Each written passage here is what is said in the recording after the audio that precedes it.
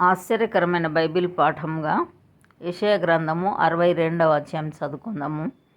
సియోను నీతి సూర్యకాంతి వలె కనబడు వరకు, దాని రక్షణ దీపం వలె వెలుగుచుండు వరకు సియోను పక్షమందు నేను మౌనంగా ఉండను, యెరూషలేము పక్షమందు నేను ఊరకుండను. జనములు నీ నీతిని కనుగొనును.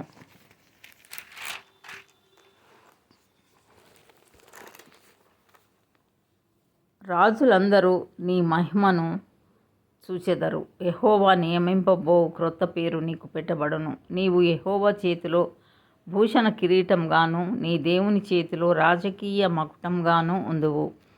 విడువబడిన దానివని ఇక మీదట నీవనబడవు. పాడైనదని ఇకను నీ దేశంను గురించి చెప్పబడదు. హెప్సీబా అని నీకు, బ్యూలా అని నీ భూమికి నీ పేర్లు పెట్టబడును. యెహోవా నిన్ను గూర్చి ఆనందించుచున్నాడు. నీ దేశము వివాహిత మగును.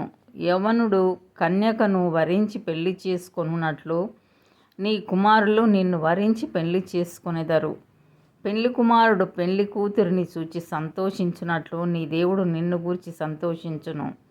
యెరూషలేమా, నీ ప్రాకారముల మీద నేను కావలి వారిని ఉంచి ఉన్నాను. రే అయినా పగలైన వారు మౌనంగా ఉండరు. యెహోవా జ్ఞాపకకర్తలారా, విశ్రమింపకుడి. ఆయన యెరూషలేమును స్థాపించు వరకు, లోకమంతటా దానికి ప్రసిద్ధి కలుగచేయు వరకు ఆయనను విశ్రమింపనీయకుడి. తన దక్షిణ హస్తము తోడనియు బాహుబలం తోడనియు యెహోవా ఈలాగున ప్రమాణము చేసెను. నిశ్చయంగా ఇకను నీ ధాన్యమును నీ శత్రువులకు ఆహారంగా నేనియ్యను. నీవు ప్రయాసపడి తీసిన ద్రాక్షారసమును అన్యులు త్రాగరు. ధాన్యము కూర్చిన వారే దాన్ని భుజించి యెహోవాకు స్తుతి చెల్లింతురు. పండ్లు కోసిన వారే నా పరిశుద్ధాలయ మంటపములలో దాని త్రాగుదురు. గుమ్మములారా, రండి రండి, జనమునకు త్రోవ సిద్ధపరచుడి, రాజమార్గమును చక్కపరచుడి, రాళ్లను ఏరి పారవేయుడి. జనములు చూచునట్లు ధ్వజమెత్తుడి, ఆలకించుడి. భూదిగంతముల వరకు యెహోవా సమాచారం ప్రకటింపచేసి ఉన్నాడు. ఇదిగో, రక్షణ నీ యొద్దకు వచ్చుచున్నది. ఇదిగో, ఆయన ఇచ్చు బహుమానం ఆయన యొద్దనే ఉన్నది.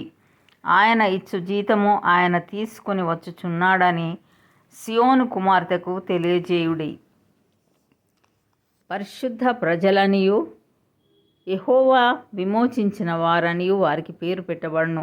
యెరూషలేమా, ఆశింపదగిన దానవనియు విసర్జింపబడని పట్టణమనియు నీకు పేరు కలుగును. ఇంతటితో ఈ దినం కొరకైన బైబిల్ పాఠము సరి.